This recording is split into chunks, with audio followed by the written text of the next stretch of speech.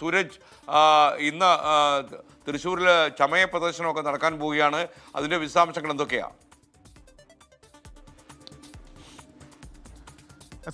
ഈ സസ്പെൻസുകൾ സൂക്ഷിക്കുന്നതാണ് ഈ ചമയ പ്രദർശനം എന്ന് പറയുന്നത്. ഈ ചമയ പ്രദർശനത്തിന് നമ്മൾ കാണുന്നൊന്നുമല്ല, അതിനപ്പുറത്തേക്ക് അതെല്ലാം, അതായത് ഈ നെറ്റിപ്പട്ടമാകട്ടെ കുടയാകട്ടെ, അതിലെല്ലാം ഇവർ കാണിക്കുന്ന ഒരു സസ്പെൻസ് അതൊക്കെ മാറ്റിവെച്ചുകൊണ്ടുള്ളൊരു ചമയ പ്രദർശനമാണ് ഉണ്ടാകുക. ഇത്തവണ തിരുവമ്പാടിയുടെയും അതോടൊപ്പം തന്നെ പാറമേക്കാവിന്റെയും ചമയ പ്രദർശനം രാവിലെ 9 മണിയോടുകൂടി തുടങ്ങും. ആദ്യം പാറമേക്കാവും പിന്നീട് തിരുവമ്പാടിയുമാണ്. പക്ഷേ തിരുവമ്പാടിയെ സംബന്ധിച്ച് ഇക്കുറി തിരുവമ്പാടിയുടെ ചമയത്തിന്റെ പ്രദർശനം ഒരുക്കിയിരിക്കുന്നതൊക്കെ ഈ സിനിമാ സെറ്റ് നിർമ്മിക്കുന്ന ആളുകളാണ്. അതുകൊണ്ട് തന്നെ അടിമുടി ഒരു സിനിമാ സ്റ്റൈൽ ചമയ പ്രദർശനത്തിനാണ് തിരുവമ്പാടി ഒരുങ്ങുന്നത്. ഒട്ടും പുറകിലല്ല പാറമേക്കാവും.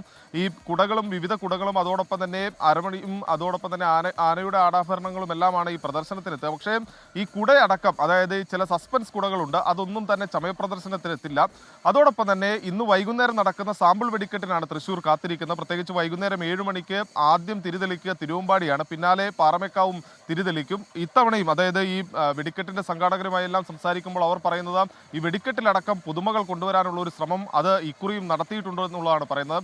ഏറ്റവും പ്രധാനപ്പെട്ട കാര്യം സ്വരാജ് റൗണ്ടിൽ നിന്ന് വെടിക്കെട്ട് കാണാൻ കഴിയും എന്നുള്ളതാണ്. അതാ എനിക്ക് പിന്നിൽ കാണാം. സ്വരാജ് റൗണ്ടിൽ കഴിഞ്ഞ തവണ ഈ ബാരിക്കേഡ് വെച്ച് പ്രശ്നം ജനങ്ങളെ തടഞ്ഞ ഭാഗത്തൊന്നും ഇക്കുറി ബാരിക്കേഡ് തടയില്ല എന്നുള്ളതാണ് പറയുന്നത്. ബാരിക്കേഡ് മാറ്റിക്കൊടുത്ത് ഈ സ്വരാജ് റൗണ്ടിലേക്ക് കയറി നിന്ന് ജനങ്ങൾക്ക് വെടിക്കെട്ട് കാണാനുള്ള സൗകര്യം അടക്കം ഒരുക്കിയിട്ടുണ്ട്. എല്ലാ ക്രമീകരണങ്ങളും പൂർത്തിയായി. അതോടൊപ്പം തന്നെ ഒരു സസ്പെൻസ് ഉള്ളത് ഇത്തവണ വെടിക്കെട്ട് കാണാൻ, അതായത് പ്രധാന വെടിക്കെട്ട് 7-ന് പുലർച്ചെയാണ്. ആ വെടിക്കെട്ട് കാണാൻ കേരളത്തിന്റെ മുഖ്യമന്ത്രി ക്യാപ്റ്റൻ ഇങ്ങോട്ട് എത്തും എന്നുള്ളതാണ് പറയുന്നത്.